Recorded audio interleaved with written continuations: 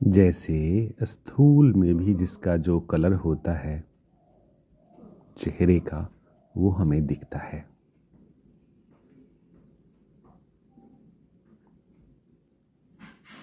वैसे ही सूक्ष्म में जिसका जो स्वरूप होता है, जिसका जो गुण होता है, वो गुण या अवगुण उसकी काया में प्रवाहित होते रहता है और उसकी हमें वासना आती है। यही कारण है, वही भोजन सभी लोग बनाते हैं, लेकिन अलग अलग आत्माओं के द्वारा बनाया हुआ भोजन में उनसे बहने वाली ऊर्जा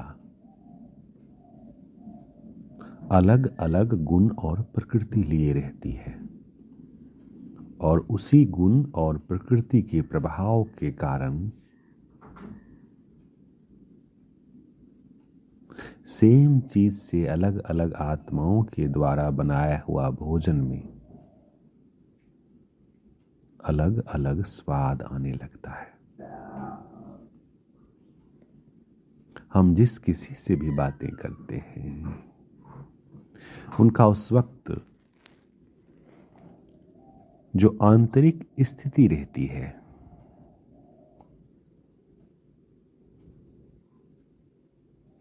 वो हमें आभास होता है।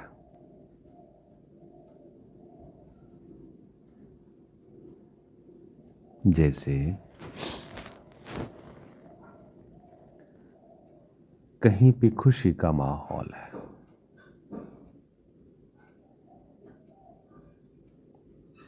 तो आंखों पे पट्टी बांध उस ऊर्जा को महसूस करने की कोशिश करें। जो हमारी ये शक्ति है ऊर्जा की महसूसता को, उसको डेवलप करना है।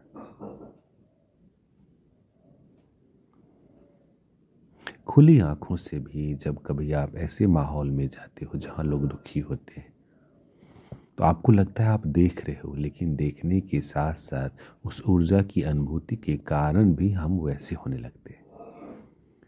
कहीं जाते हैं जहां सब प्रसन्न है, तो देखने के संग संग ऊर्जा की अनुभूति के चलते हम प्रसन्न होते हैं। तो जो हमारी ये अनुभूति का शक्ति है मन के द्वारा, उस शक्ति को अगर हम बार बार आंखें बंद करके प्रयोग करते हैं, तो वो शक्ति हमारी बढ़ने लग जाती है। इस पे एक पूरा विज्ञान है। फिर हम जो इस स्थूल देह में नहीं है, परमात्मा हो, ऋषि मुनि हो, इष्ट हो, उनसे हम ऊर्जा रूप में कनेक्ट होके और उनकी ऊर्जा से हम शक्ति ग्रहण कर सकते हैं। ये भी एक विज्ञान है और अद्भुत विज्ञान है। और इस विज्ञान के अनंत आयाम हैं। जैसे हमारे स्वरूप में बहुत सारी गुण हैं और उस गुण के अलग अलग आयाम हैं जो इस विज्ञान को निर्मित करते हैं। उसी तरह हमारी जो वो महसूसता का शक्ति है, उसमें सदा जो हमारा दाता स्वरूप है, जो हमारा संतुष्ट मनी स्वरूप है, सबको तृप्ति देने का स्वरूप है,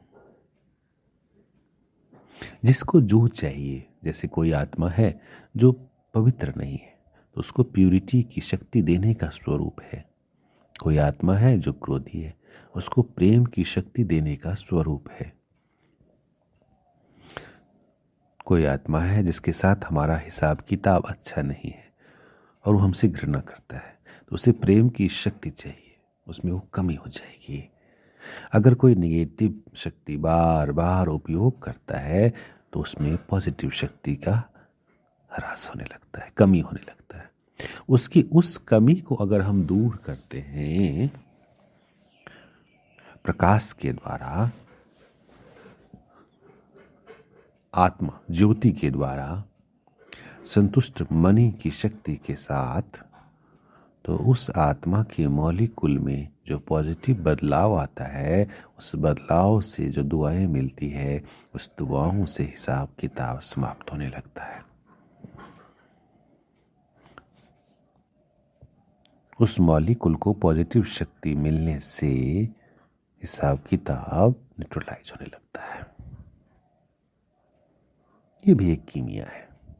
और जैसे जैसे न्यूट्रलाइज होने लगता है, वैसे वैसे किसी आत्मा का कार्मिक अकाउंट का जो लेप, जो दुख, जो नेगेटिविटी हमारे ऊपर है, वो घटने लगती है। और जैसे जैसे घटने लगती है, वैसे वैसे हमारे अंदर जो पॉजिटिव शक्ति है, वो अनुभूति होने लगती है अपने स्वरूप में।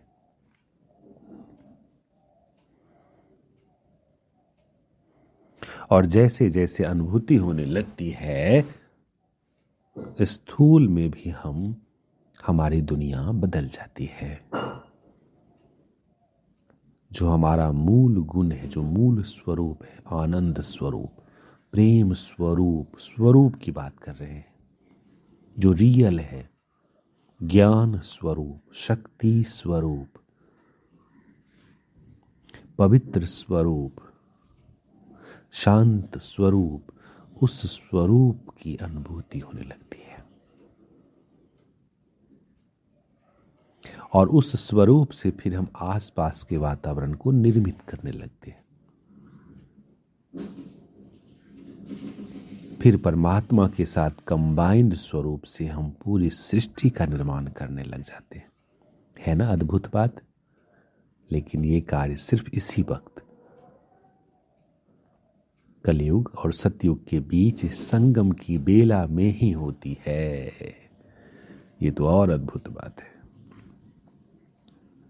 इसलिए इस बेला के महत्व को जान, अपने जीवन के इस समय के एक एक पल को अपने स्वरूप की प्राप्ति के लिए सफल करें, सफल करें। हरि ओम तत्सत। हरि ओम।